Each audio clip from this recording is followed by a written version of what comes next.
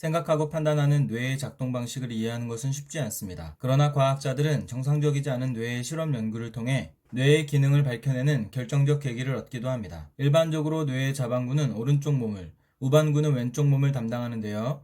좌우 신체가 대칭이라면 뇌의 좌우반구도 특정 역할을 하는 부위가 대칭적으로 분포합니다. 오른팔과 오른다리는 좌반구가 담당하고 왼팔과 왼다리는 우반구가 담당하는데, 눈의 경우에도 왼쪽과 오른쪽이 분할되어 있어 왼쪽 시야의 물체는 망막의 오른쪽에 상이 맺혀 오른쪽 반구의 시각 피질로 전달되고, 오른쪽 시야의 물체는 망막의 왼쪽에 상이 맺혀 왼쪽 반구의 시각 피질로 전달됩니다. 이렇게 좌우 반구는 기능적으로도 대칭되는 것처럼 보입니다. 그러나 언어 능력과 논리적 사고는 좌반구가 담당하고 공간 구조 배열의 파악은 우반구가 담당합니다. 이렇게 뇌의 좌우 반구가 대칭적이지 않은 것을 편측화라 하는데, 이는 인간에게만 나타나는 독특한 현상입니다. 이와 같은 뇌의 기능적 전문화는 좌우 반구 사이의 정보 전달 시간 때문입니다.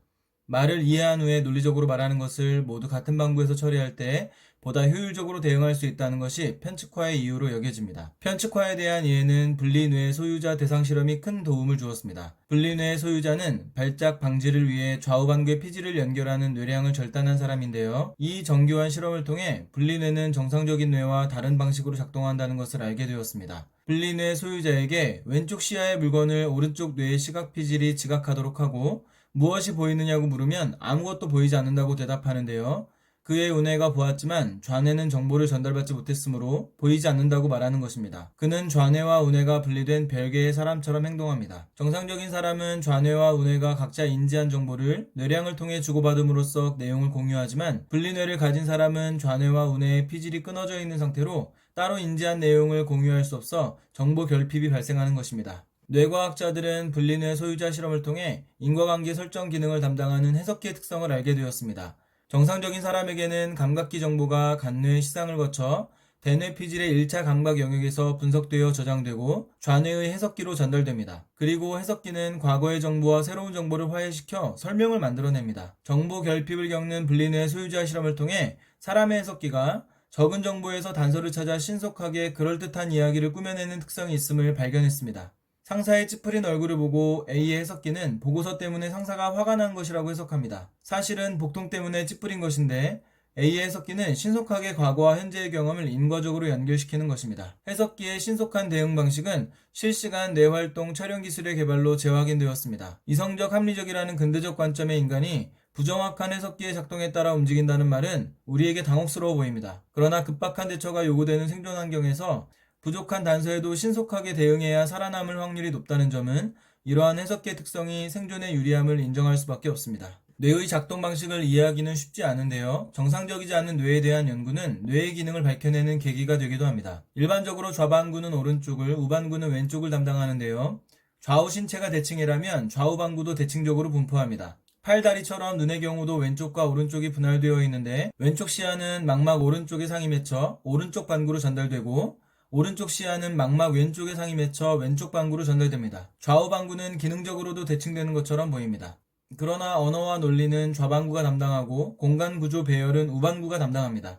이렇게 좌우 반구가 대칭적이지 않은 것을 편측화라 하는데, 이와 같은 뇌의 기능적 전문화는 좌우 반구 사이의 정보 전달 시간 때문입니다. 말을 이해한 후에 논리적으로 말하는 것을 같은 반구에서 처리함으로써 효율적으로 대응할 수 있다는 것이 편측화의 이유로 여겨집니다. 분리뇌 소유자 대상 실험에서 좌우 반구를 연결하는 뇌량을 절단한 분리뇌는 정상적인 뇌와 다른 방식으로 작동한다는 것을 알게 되었습니다. 분리뇌 소유자의 왼쪽 시야의 물건을 오른쪽 뇌가 지각하게 하고 무엇이냐고 물으면 아무것도 보이지 않는다고 대답하는데요. 그의 우뇌는 보았지만 좌뇌는 정보를 전달받지 못했으므로 보이지 않는다고 말하는 것입니다. 그는 좌뇌와 우뇌가 별개인 사람처럼 행동합니다. 정상적인 사람은 좌뇌와 우뇌가 인지한 정보를 주고받음으로써 내용을 공유하지만, 분리뇌를 가진 사람은 좌뇌와 우뇌의 피질이 끊어져 따로 인지한 내용을 공유할 수 없어 정보 결핍이 발생하는 것입니다. 분리뇌 실험을 통해 인과관계 기능을 담당하는 해석기의 특성을 알게 되었습니다. 정상적인 뇌는 감각기 정보가 간뇌의 시상을 거쳐 1차 감각 영역에 분석, 저장되고 좌뇌의 해석기로 전달되는데요.